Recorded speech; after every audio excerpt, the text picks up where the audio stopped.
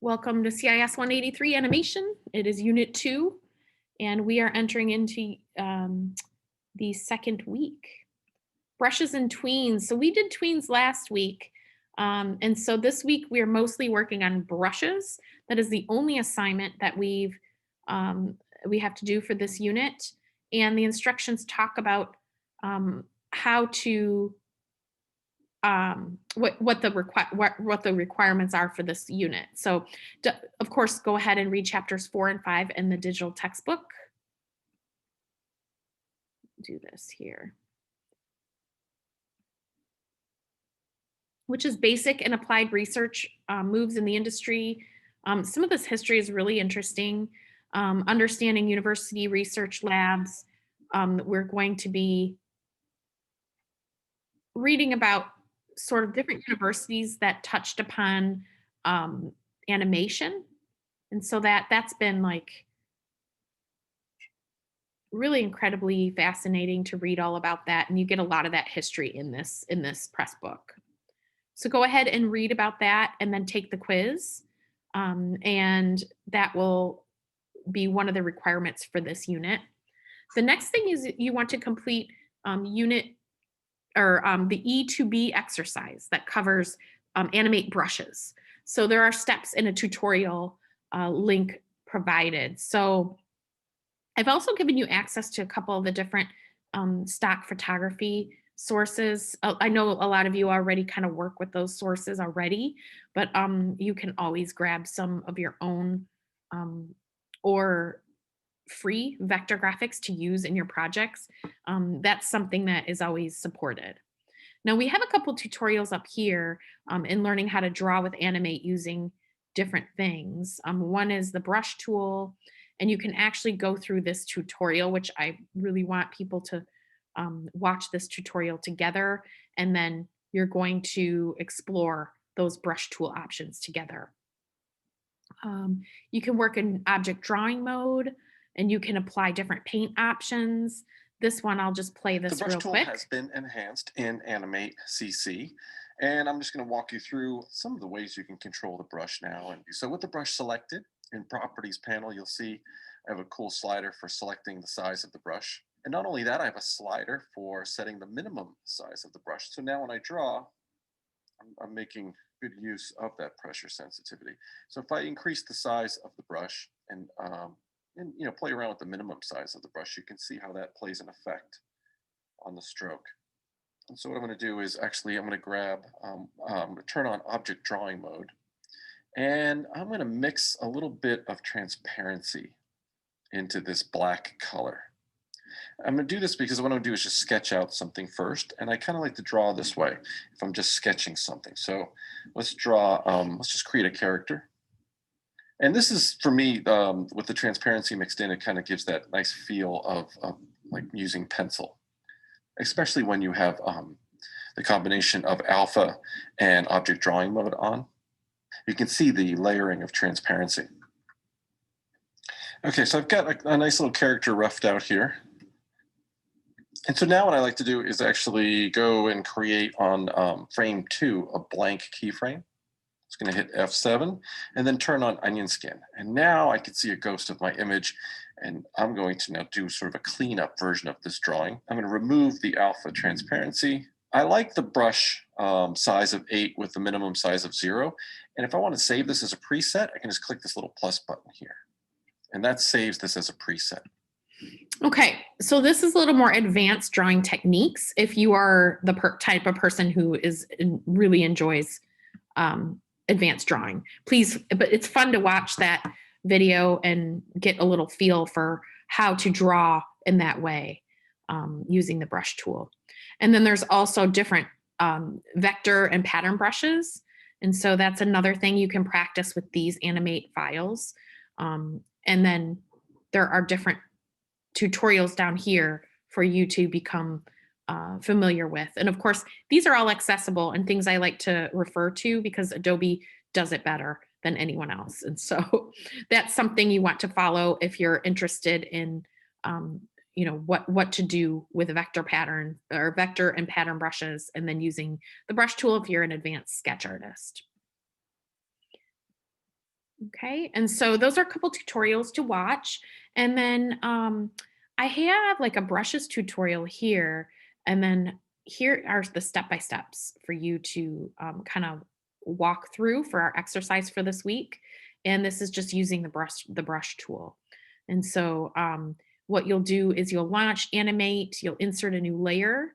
And let's go ahead and I have the actual tutorial accessible here.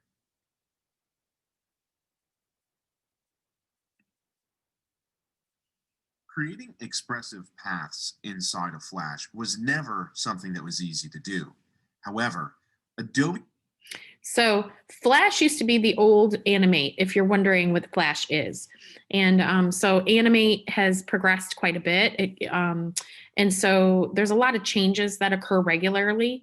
And so following along with this step by step will help you just understand how to use some of those brush has strokes. just introduced the Width tool. And if you're familiar with Adobe Illustrator, it's the exact same Width tool.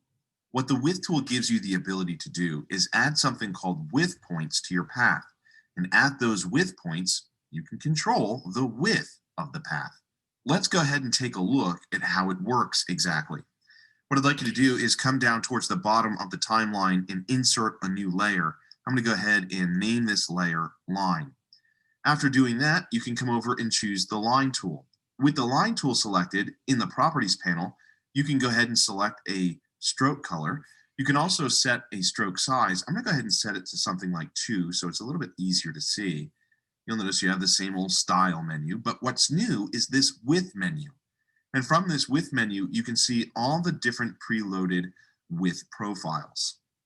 In this case, we want the default, which is called uniform, which really means nothing is going to change. It's going to create a consistent uniform line. So move your cursor into the stage and simply click and drag out a new line.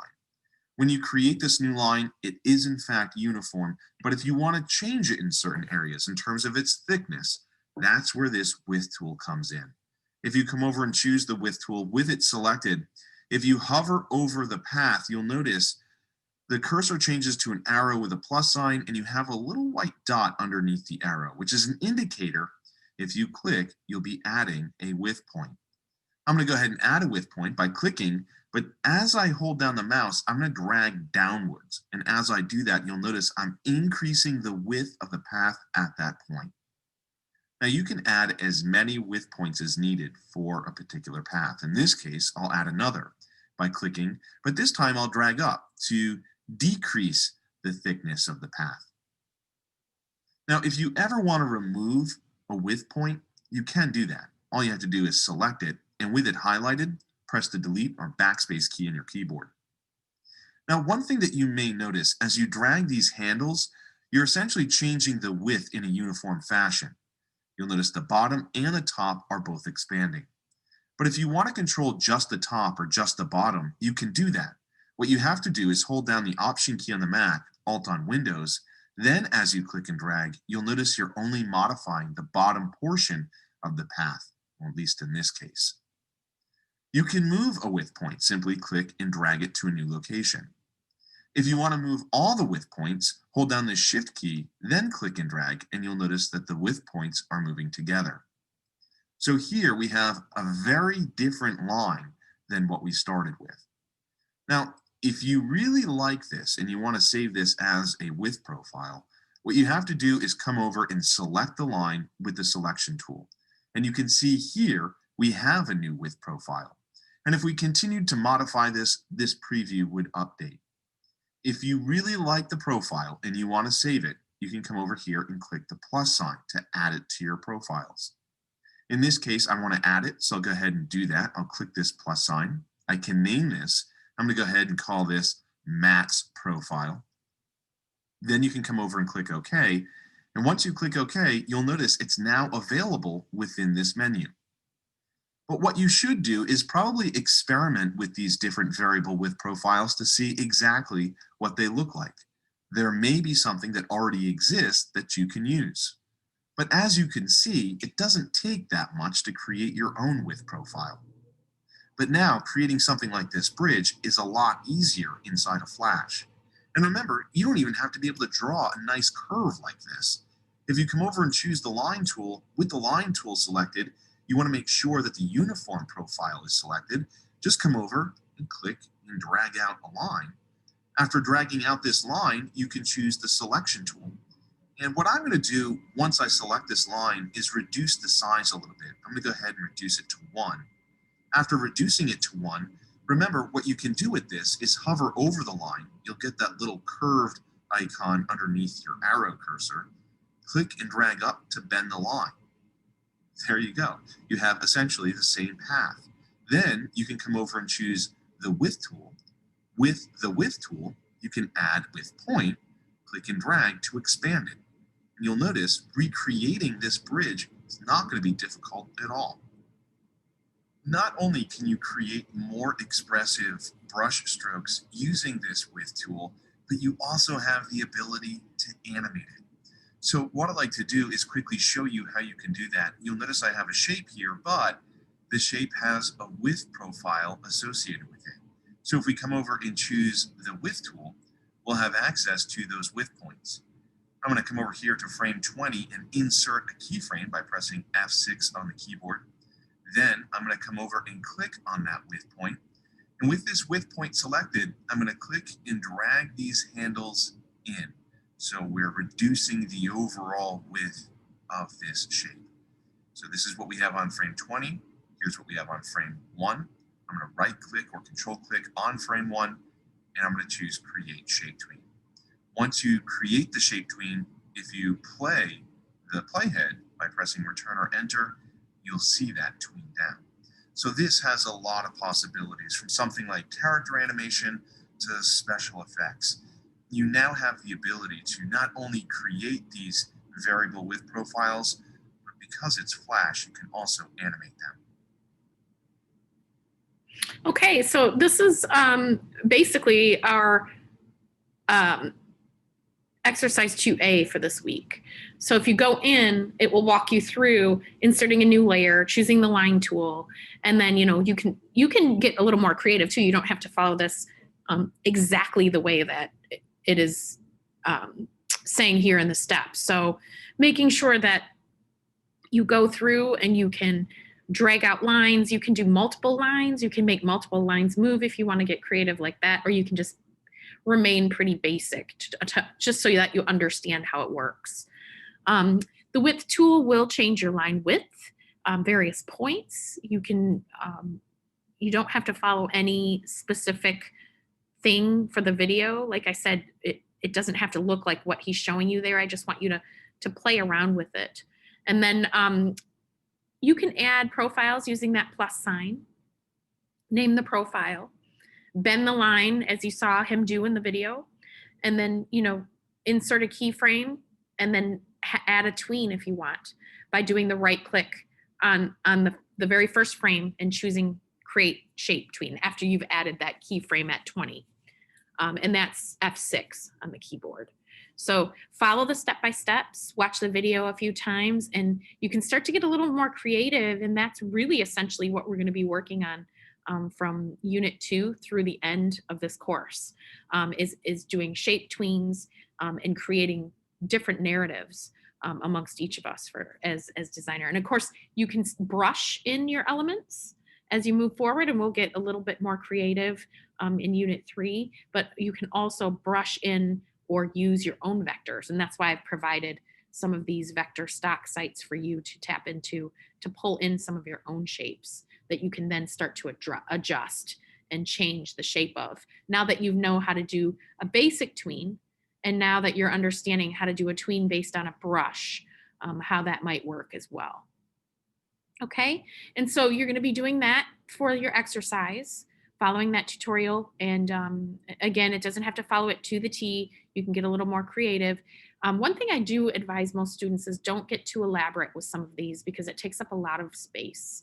I had a student that was working on a very basic PC and created a very long, extensive animation, and it would crash regularly, and he was unable to complete his final animation, which was, for the final here, we're just asking for something very basic and simple. We'll get into that later, but I asked for a basic animation and he was doing something pretty elaborate and he wasn't able to finish it.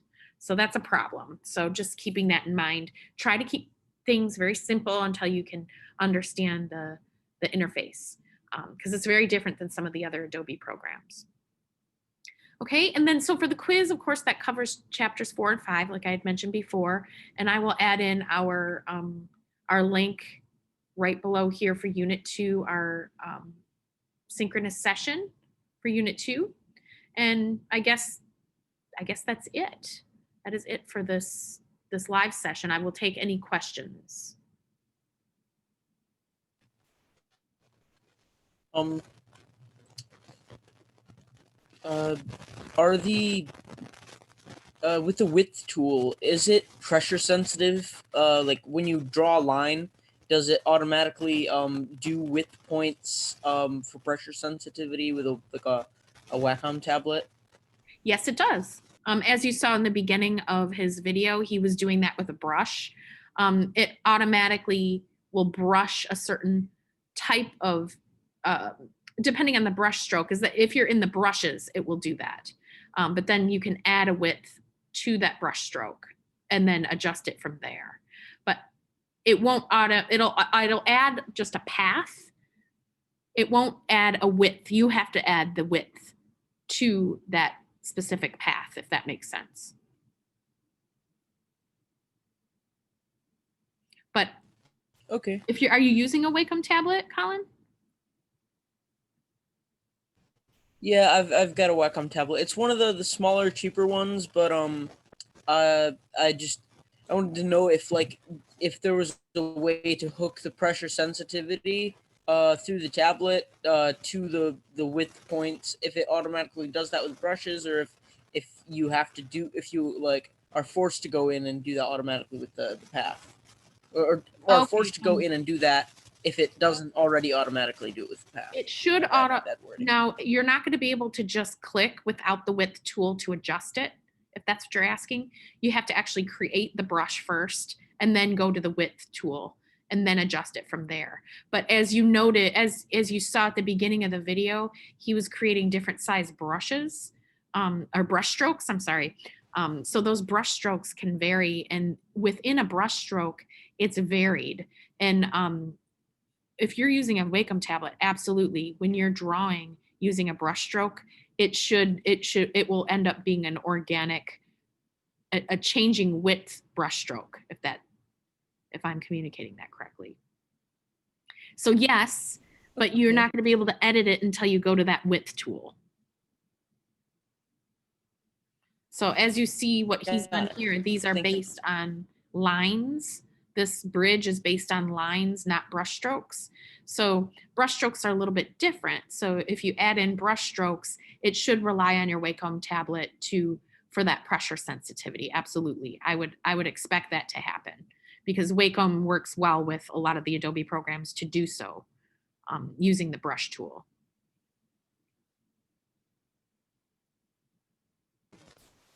Yeah, I noticed that when I was in Illustrator, when I was using the Wacom tablet, that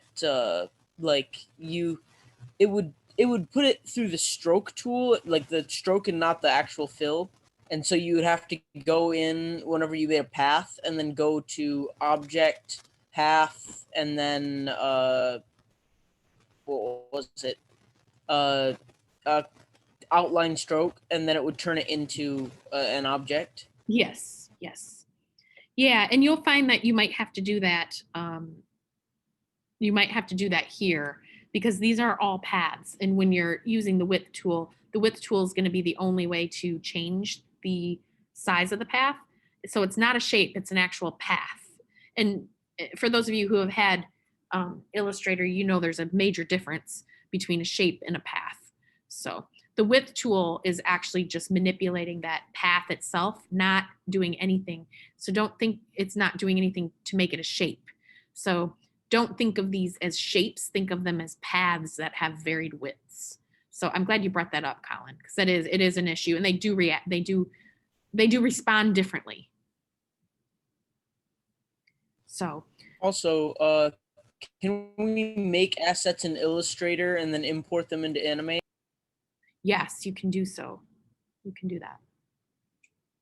Absolutely. And I've done things as basic as just copying, pasting right from Illustrator into Animate.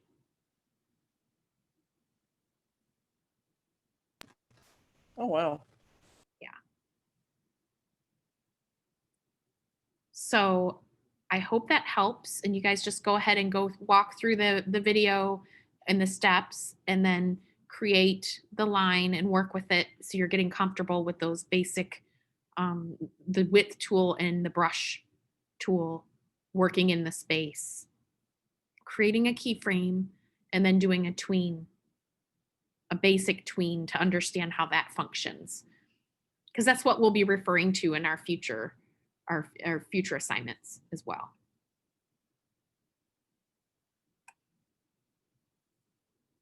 Any questions? Any further questions? Okay, if you guys want to set up an appointment with me, if you get into these assignments and you have questions, or just send me an email. It's no problem. I can meet with you over Zoom or just answer your question by responding. I hope you all have a successful week.